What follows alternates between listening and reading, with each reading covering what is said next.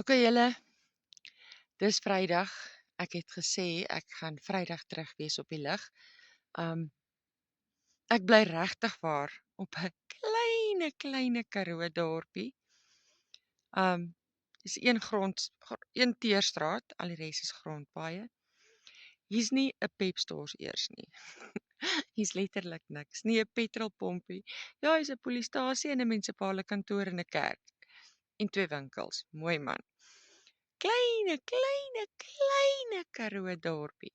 So, elke maand gaan ek so 'n bietjie George toe en dan gaan bly ek daar in die karavaan by my kinders want ek wil nie graag hulle huishouding gaan oorneem nie. So, hierdie ouma het 'n plan en ek het nou hierdie nuwe besigheid begin.